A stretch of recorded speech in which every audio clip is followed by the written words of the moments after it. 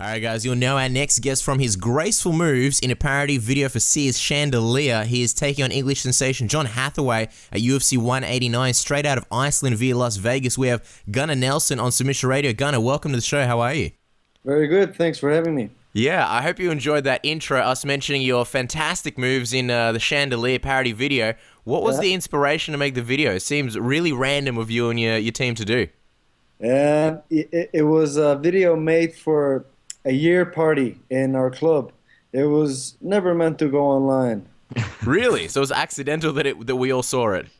Well, I don't know why they put it online or how it came about that it went online, but we were not aware of it. It was only supposed to be shown at the year party, but you know, it's all good.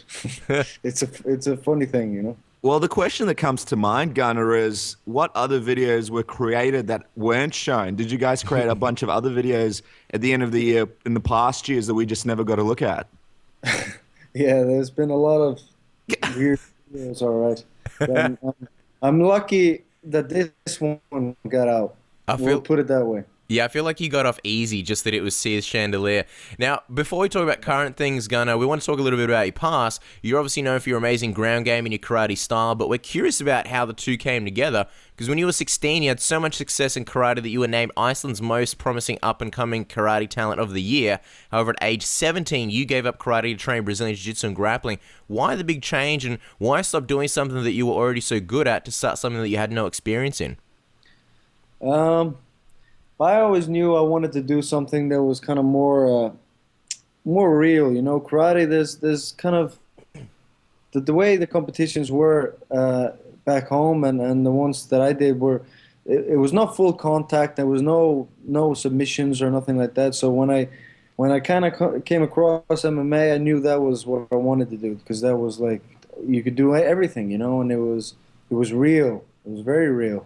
So I started grappling with my friend, and I didn't know what the hell I was doing. I was getting submitted like left and right, so I knew I needed to work on that. That was like, I could move on the feet and I could punch and kick, but I was terrible on the ground. So I put my emphasis on that for a few years, and it was badly needed. Mm-hmm. It's interesting that you say that, Gunnar, because you know you're a very, very good submission artist. And it's come very naturally to you. When you started doing grappling, did you find that it was in your genetic makeup that, you know, you picked it up quickly and it was something that you were good at? Yeah, I did pick it up quick, and I just, like, I fell in love with it, you know. I really enjoy grappling, and it's just a lot of the movement came very naturally, and like I was able to kind of create my own thing, and that's what I love about this sport as well, because it's so open, because you can do anything, that you're able to create your own kind of style and your own movements. So it was like that on the ground, definitely, and it's like that in MMA as well. Now, Gunnar, we last saw you in the octagon when you lost a close decision to Rick Story in October of last year. By the time you fight John Hathaway at UFC 189 in July, it'll be 9 months. Why the long break in between fights? Well, I recently had a kid, and I've been wanting to take a break for a while. I had like 3 fights after he was born, so I was meant to take a break before the Stockholm card, but then that presented itself, and of course, like headlining this card in Stockholm, I jumped on it. So, but then after that, I took a break, and I was able to spend some more time with my boy and stuff like that. So that's the main reason, really. Now, Gunnar, obviously you were undefeated before going into that fight. Just wondering, having your first official loss on the record, you know, a lot of fighters take that very, very difficult. It goes to their heart. A lot of them find a tough time to sort of get over it. What was that experience like for you? Because a lot of the fighters that we've spoken to, it's not an easy one for them. Yeah, it's never easy to lose. You know, I've lost before in other sports, and like, I know what it is to lose, and you just have to deal with it and move on. And you know, maybe what I took from it is, if I want to reach my dreams, I need to focus better. You know, that's something that maybe I could have been training better for the last 2 years, and this kind of woke me up. You know. When you say training better, what do you mean? Because sometimes you hear guys say, "Oh, I clean up my diet," or "I train harder and smarter." We always sort of wonder, like, what would it have been that you weren't doing before that you're doing now? What's something that you've changed? It's not too much like it's more how I go into training and how interested I am in it. Like I guess I kind of sometimes you're doing something right and for a while you go through a period where you just kind of lose interest or you're not like fully. I don't know. Your mind is not fully there for a while, and it has been for a while for me, and although I've been like winning most of my fights and stuff, but I don't feel like I've been doing it the way I should be doing. I haven't been putting all the effort in, and like I haven't been, just fully there when I'm training, and you just sometimes you lose interest. I don't know why exactly, but like shortly after my fight with Rick Story, I started really dreaming again, and feeling that I had when I was starting, and so I'm very excited for times to come now. I feel like I've got a like that fire that was always there that kind of left for a little bit. It's there again. It's a good feeling. Absolutely. Like, And yeah. sorry, continue. I'm gonna. No, it's just that you've got a clear path now, and you're very happy to be on it.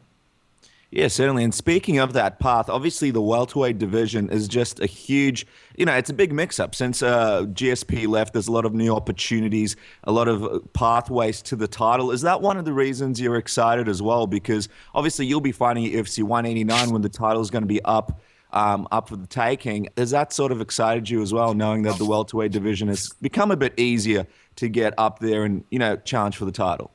Yeah, definitely. I mean, the division is wide open. There's a lot of good guys. There's a lot of like top guys that are all fighting for that position.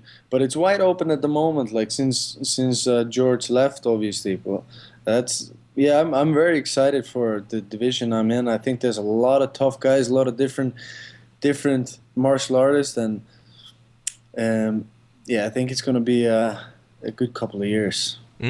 One of those guys is John Hathaway. You'll be fighting him at one of the biggest cards of the year, UFC 189. Now, his style is primarily wrestling. Given your grappling background and accomplishments, do you think you hold up most of the advantages in this fight? Yeah, I do. I'm very confident going into this fight, and I think he's a strong guy. He's a crafty. He's tough everywhere, and his wrestling is probably his main thing. We'll see what he wants to do. I'm just gonna go in there and do what I do best. Just feel it out. That's always been. It's always been the best thing for me when I go in there and have no no strict game plans or whatever. Just play and feel it out. Just react. Yeah, well, even though you've had a long layoff, his layoff has been significantly longer. John hasn't fought since his TKO loss to Dong Hyun Kim in March of 2014, and will be coming in on a 16-month layoff. People would usually normally be talking about ring rust for a guy like yourself being out 9 months, but in this case, John's may be far worse. Do you think this will play at all a factor in this fight? I've been away before, and it didn't really affect me. I think if you've had a certain amount of fights, it's almost become a second nature. To be honest, it's more like well for me, from my experience, it's where your head is at, and like if you want to do this, if you're feeling inspired, if you're ready, Well, speaking of inspiration, John actually defeated Tom Egan in 2009 via stoppage. Apart from being the UFC's first ever Irish fighter, Tom is, of course, yours and Conor McGregor's training partner and was featured heavily in the UFC 189 embeddeds. You don't seem like the type of guy who pursues revenge, but will a victory over John partially be a way of avenging Tom? Yeah, I mean, me and Tom are good friends. He's actually here training with us now, and I remember that fight clearly. And yeah, there's no revenge, but I'm sure Tom will be happy. Now, you're currently, like you mentioned, visiting your other training partner, a friend, Conor McGregor, in Las Vegas. Conor's actually posted a photo of you guys standing outside holding some hot whiskey. What's the go? Did you pop the cap? Did you have your own rendition of The Hangover? Did you, Gunnar? It was just a regular whiskey, but we make sometimes at night hot whiskey. It's just like a tea, but with a bit of whiskey in it and honey. It's lovely. And I'm just curious because obviously Conor McGregor is pretty close to fighting. He's still drinking that. He's okay to drink that in the middle of training camp. Yeah, it's just one cup of like tiny bit of whiskey. It's just a tea, with a tiny bit of whiskey.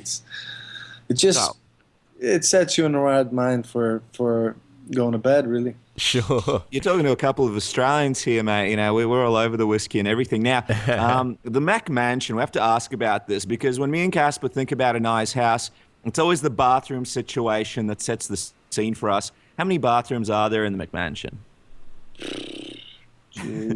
We'll accept no less than 50, Gunnar. I think there's honestly there's probably about 15, yeah. 15. Wow. Realistically, that's a ton of bathrooms. There's like a huge bathroom in every room, and there is about definitely 10 rooms or something. And then there's like bathrooms here and there, just, one outside or two outside, just here and there in the corridor. And you're not gonna piss yourself. Yeah, you're going to get lost. And clearly, you've done your research. You've scoped out the perimeter of this place. As far as what you're going to be doing there, you'll be helping Conor prepare for his fight on the same card against Jose Aldo. What specifically will you guys be working on?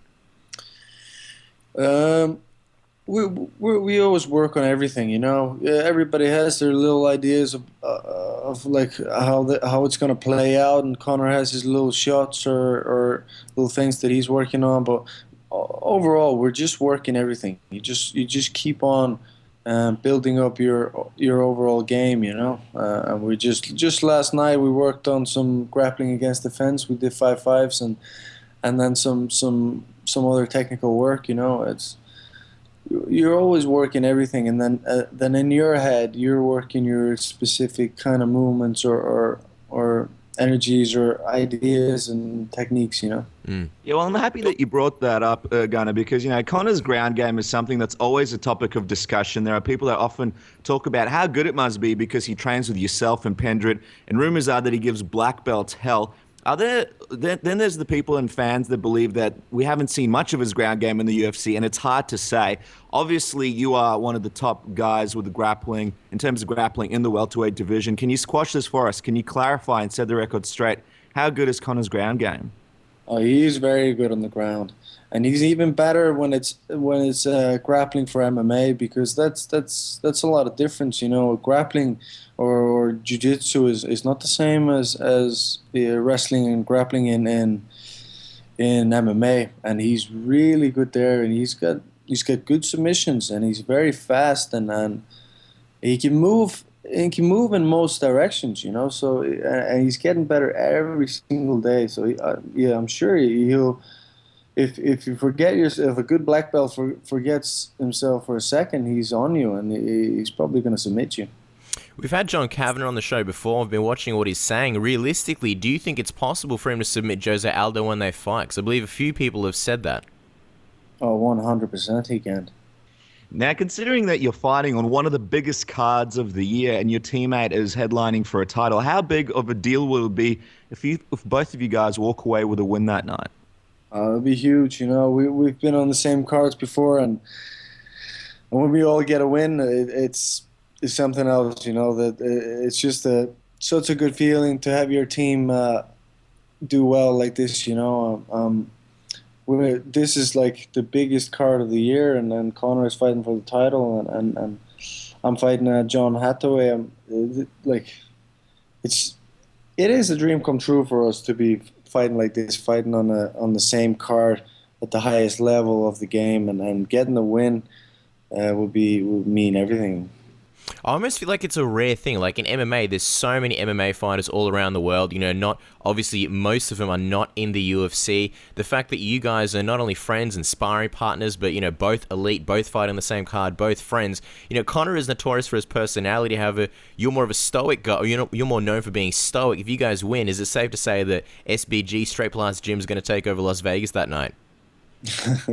I'm sure that Connor is going to have a pretty sick after party, I'd say, and then it'll be hungover. Now, let's talk about you again, Gunnar. You're looked at as one of the top prospects in the welterweight division. If you beat John, how many times will you be looking to fight in 2015? And what are your realistic goals in terms of fighting for 2015?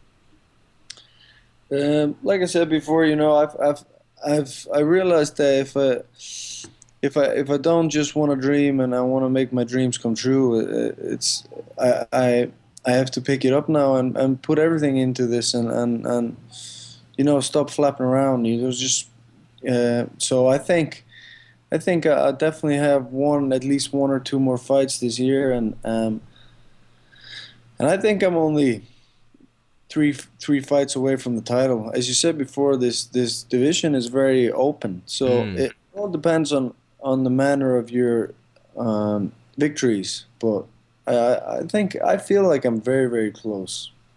Now, Gunnar, before we do something that we call the Submission Radio Tap-Out Round, where we fire off a bunch of fun questions, we're just going to ask 3 fan questions. We told everybody that you were coming on the show, and they all sent in their fan questions. The first one comes from Gats. His question is, you have very calm, methodical, mental approach to fighting. Is it something you have naturally or something you cultivated over your career? I'm not sure, to be honest. I've gotten this question before. I think it's maybe a little bit of just me, just the way I am, or the way I think, or maybe just my experiences in life or something. I'm not sure, to be honest. Well, I don't really sit down in a yoga position and meditate. You know, I'm not like that. You know, but I do meditate, I guess, in sense of you know, you picture things and you go over whatever happened and what you thought of it and what you think is right, and I have a very strong, like, I don't let my feelings get in the way of my beliefs. My beliefs are number one, you know, and it doesn't matter what I feel that second necessarily. You know, sometimes it's not right. Sometimes you're caught up in some nasty feelings or whatever. You're hurt. Your pride is hurt. Something is off. You're not feeling right, but you cannot lose your beliefs. You know, because that's then you're on your way down. Man, that's some inspirational stuff there, Gunnar. That's some really inspirational stuff. Now, next fan question comes from Bulletproof ACC. He goes, "It seems as though your karate stance influenced Conor, and he used that stance ever since you guys started training together. Is it something that you ever discussed with Conor, and do you think he may have adopted it from your style?" Yeah, like we've been training together for a long time, and he comes over to Iceland to train a lot. So he used to be like a bit more of a boxer, but then we started working kicks and that kind of in and out style, and being a bit more on the toes. And yeah, he adopts whatever suits him and whatever he can make work. So you might have gotten some of that from me. I'm not gonna. You'll have to ask him, but. We definitely learn a lot from each other. That's for sure. Sure. Final fan question is from Oz101. Oz101 wants to know, what's your usual walk-around weight, Gunnar, and what's your octagon weight? And he says, I'm asking because you seem like one of the smaller welterweights, and would you ever go down to lightweight? Yeah, I've gotten this question a lot. I walk around a lot, 82 kilos. Maybe if it's like mid-Christmas, I'd go up to 84. The most. That's probably the heaviest I've ever seen on the scales, to be honest. Wow. But I'm like 82 kilos. You know, that's my walk around weight. And then when I go into the fight, I think I'm like 80 kilos. Oh, wow. So you wouldn't ever consider going down to lightweight, Gunnar? No. Okay, now we're going to wrap this up with something that Casper just... Sorry, go on, mate. I think Conor would probably come up, so that will take all the doubts away from the fans. That's a good point. Yeah. Go down, but uh, I like to eat and be. I've never been. I'm comfortable being the smaller guy. To be honest, it's never played a big part with me. I've always been good fighting bigger guys, and yeah, it's fine. It's part of martial arts. Mm. Yeah, for sure. And I mean, recently we've seen a lot of smaller guys in weight divisions actually do better moving up. So definitely not the best way for everybody to go. Now, we're going to finish this thing up with a submission radio tap out round, Gunnar. Just a bunch of fun questions like word association in a lot of ways. We ask you answer with the first thing that comes to mind. Are you ready? Mm-hmm. Okay, you're a very relaxed guy. What does it take to get Gunnar Nelson excited? In a good way or a bad way? Let's go both. Good way and bad way. In a bad way, it's definitely like bad traffic and electronics that don't work. Really, yeah. Do you ever lose your cool? Because we're horribly angry drivers. Like, you just seem so calm all the time. Do you ever just snap and lose your cool in the middle of a traffic jam? Yeah, I might. It has to be pretty bad. I might. I'm not gonna lie. Like, I'm not the saint that everybody thinks I am. At least I didn't used to be. Anyway, I'm calming down. Yeah, and in a good way, it's always something physical. Go out and do something exciting. Maybe something that has to do with adrenaline flow a little bit. That really gets me going. I get excited for pizza, so I think we're two different people. What's something that people don't know about Gunnar Nelson? I have no idea. Even Gunnar Nelson doesn't know himself. Gunnar, you've got your headphones on a lot of pictures on Twitter. What are you blasting through those headphones? What are your top 3 bands right now that you like listening to? I've been listening to a lot of Icelandic reggae these days. Oh. Song called Gaia, Amabadama. It's a good one. King Kunta, you know that song? No, never heard of it. It's a hip hop song. It's good. Okay. There's a few good ones there, yeah. And then just a lot of oldies. I like oldies, like 60s and stuff. Yeah. Actually, sorry, King Conta, no, you're right. Sorry, I had Channel V on in the background the other day, and it did come on. One of the last few questions, Gunnar, before we let you go. Do you watch much TV, and if so, what's your favorite show? Yeah, I think maybe Game of Thrones, but lately we've been watching Spartacus. Me and Pendred, we got in on Spartacus over in Mexico. It's really something. Have you seen it? No, I haven't watched it yet, actually. It's sensational. All right. This question comes from a fan. His name is Drew. He goes, since 9 of your wins are by submission and 6 of those are by choke, which choke submission is your favorite? You look like you were choking just saying that. Yeah. Are you like one of those evil Jedis? Yeah. Okay, sorry, Gunnar. So which one is your favorite? I'm a big favor of the Mataleon, the rear naked choke. It's such a solid choke from a solid position. Do you think karate is underrated in modern MMA? I think it's starting to get more and more credit now. People are starting to realize the effects of karate and a lot of the movements. I think, to be honest, it all depends on how you train it, and now people are starting to take karate into MMA and train it the way they train MMA, and then it's unbelievably effective, Whereas, like, a lot of times the way people train karate, it's not alive, it's not. There's no contact. You don't get used to using your techniques in the right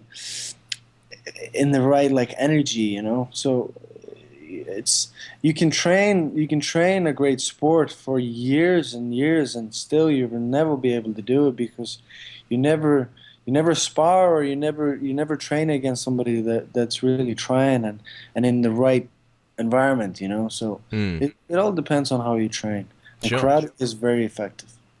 Second last question. Gunnar Nelson is, of course, the multi-platinum singer and musician. Have you ever made a booking somewhere and been mistaken for him, or had the staff expect the singer to arrive as opposed to the UFC fighter? Yeah, I know of the guy, and a few times that I've like people send me pictures of him, and like, that's a good picture of you. But yeah, no, that's about it. Like, to be honest, I haven't even heard the song by him. I need to check it out though. Is he good? We have no idea. I honestly, I just Googled him the other day. I have no idea. I know he's a beautiful man. I'm not going to take that away from him, but I don't know what his singing's like. Maybe he's a great fighter as well. Who knows? Now, finally, we want the official prediction, Gunnar. How do you plan on beating John Hathaway at UFC 189? I think it's gonna be a submission. Submission. There you go. Something new, something exciting from Gunnar Nelson. Guys, don't forget to follow Gunnar on his Twitter, which of course is at Gunny Nelson, Gunni Nelson. Gunnar, it's been an absolute pleasure. Thank you so much for coming on the show. And don't forget, he's fighting John Hathaway at UFC 189. Yeah. Thanks very much for having me.